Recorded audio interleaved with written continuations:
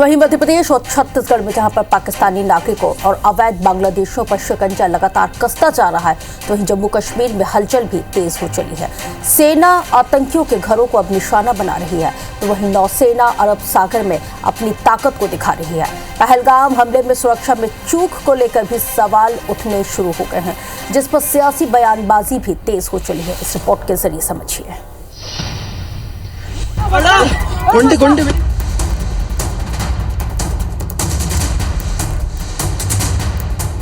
इस हमले के दोषियों और साजिश रचने वालों को कठोरतम जवाब दिया जाएगा। पाकिस्तान की नापाक हरकतों के खिलाफ भारत सरकार लगातार एक्शन मोड में है। केंद्र सरकार ने पहलगाम आतंकी हमले की जांच एनआईए को सौंप दी है।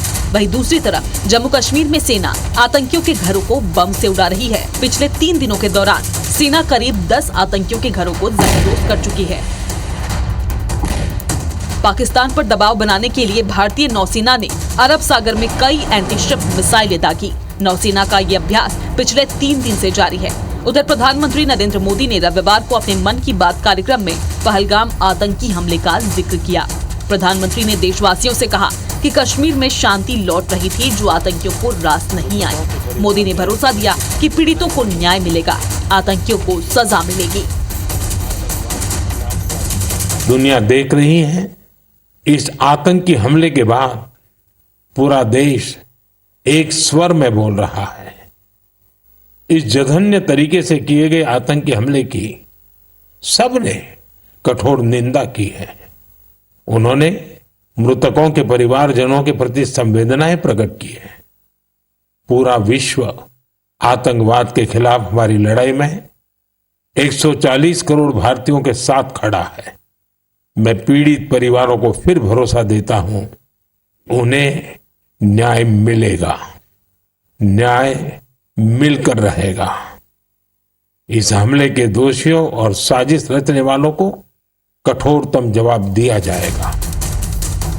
मोदी सरकार जहां एक तरफ पाकिस्तान को कड़ा संदेश देने के लिए हर जरूरी कदम उठा रही है, वहीं दूसरी तरफ आतंकी हमलों को लेकर सुरक्षा में चूक का सवाल भी उठ खड़ा हुआ है।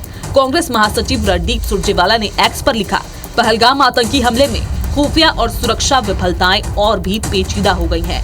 पहलगाम आने वाले 70% पर्यटक वेस्टर्न ग्राउंड जाते हैं। अगर सरकार को ये जानकारी थी तो वहाँ सुरक्षा बलों की तैनाती क्यों नहीं की गई? सरकार ने सर्वदलीय बैठक में वास्तविकता से अलग जानकारी क्यों दी?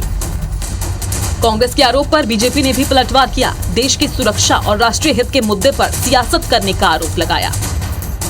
सर्वदलीय बैठक में देश की सभी पार्टियों ने एक मुश्त आतंकवादियों पे कड़ी कार्रवाई करने की बात करी है। कुछ लोग पता नहीं क्यों इतनी हृदय विदारक घटना पे भी राजनीति करने से नहीं चूकते हैं। उन लोगों के लिए मैं इतना ही कहूंगा कि देश के सामने जो भी परिस्थिति है उसमें देश के साथ खड़े होइए। कश्मीर से धारा 370 हटने के बाद शांति लौट रही थी। पर्यटन उद्योग तेजी से फल फूल रहा था, जो पड़ोसी को रास नहीं आया। ऐसे में जरूरत इस बात की है कि हम न केवल अपने सुरक्षा इंतजामों को पुख्ता करें, बल्कि अपने दुश्मनों को भी ये जता दें कि उसकी कायरतापूर्ण हरकतों पर भारत चुप नहीं बैठेगा। सिंधु जल संधि को स्थगित करना ऐसे ही कड़े फैसलों में से एक है। Bureau report, IBC 24।